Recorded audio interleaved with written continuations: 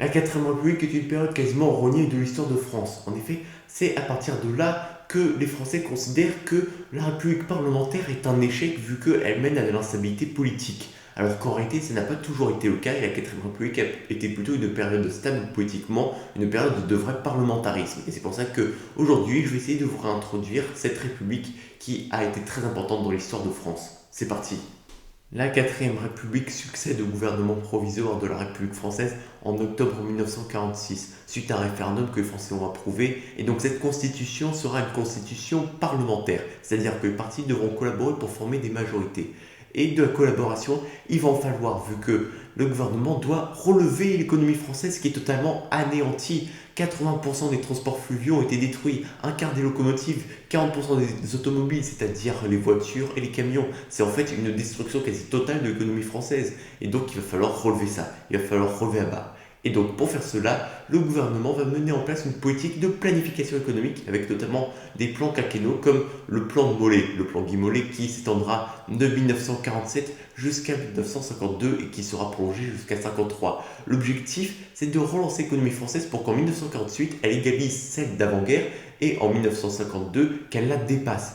Et ça va être en effet un succès. En 1953, l'économie française est totalement relevée de la guerre, avec par exemple une production d'électricité qui est passée de 15 milliards de kilowattheures avant la crise économique de 1929 à une production de 41 milliards de kilowattheures après le plan Mollet en 1953. C'est pareil pour la production de ciment qui va passer de 4,5 millions de tonnes de ciment produit à une production de 9 millions de tonnes de ciment. Ce qui va être un succès pour l'économie française qui va réussir à se relever.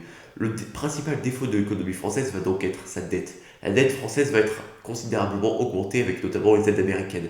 On va passer d'une dette en 1944 de 1600 milliards de francs à une dette de 3100 milliards de francs. Un des problèmes auxquels la quatrième République doit apporter une solution, c'est la guerre d'Indochine qui oppose les révoltés communistes Viet Minh à la France colonialiste.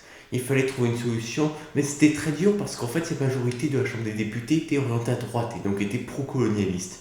Mais c'est une personne qui va réussir à trouver une solution de compromis entre ces Viet Minh et les Français. Ça va être en fait Pierre Mendès France. Pierre Mendès France qui était un député radical qui est devenu président du Conseil à partir de 1953 pour trouver une solution afin de réussir à sortir la France du bourbier de l'Indochine qui coûtait en plus à la France des milliards de francs par année.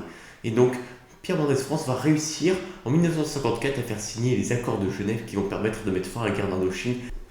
Une fois une menace repoussée contre la quatrième République, c'est-à-dire la guerre d'Indochine, une autre va se profiler à l'horizon. Ça va être la guerre d'Algérie, avec le massacre de la Toussaint Rouge en 1954, qui menace grandement le régime, vu que, en fait, aucune solution ne peut être trouvée, vu que l'Algérie, à l'époque, n'était pas une colonie, mais un département français, ce qui fait qu'en fait, c'était beaucoup plus complexe de trouver une solution, vu qu'en fait, l'Algérie était pleinement française, même s'il y avait une différence raciale de droit entre les musulmans et les vrais Français. Et donc il y avait en fait de grosses difficultés pour lâcher l'Algérie, ce qui va faire qu'en fait aucune solution ne va être trouvée. En plus en 1956 sur des élections législatives, une majorité est très dure à trouver vu que chaque parti a à peu près une centaine de députés. Donc en fait aucun gouvernement ne va réussir à trouver une solution face à cette guerre qui en fait n'a aucune issue vu que les indépendantistes algériens vont prendre de plus en plus de pouvoir à force qu'ils font des attentats. Et donc en fait au fur et à mesure la situation devient de plus en plus tendue et ressemble de plus en plus à une guerre. On finit par faire appel à des conscrits, c'est-à-dire des Français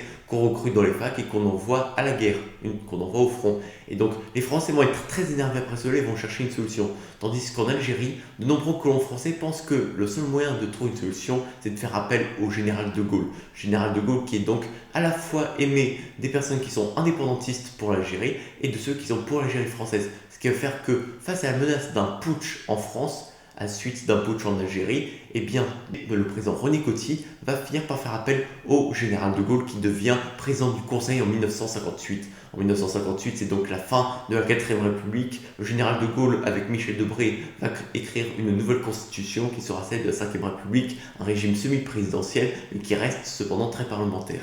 C'est donc la fin de cette 4ème République qui aura marqué les années 50 françaises.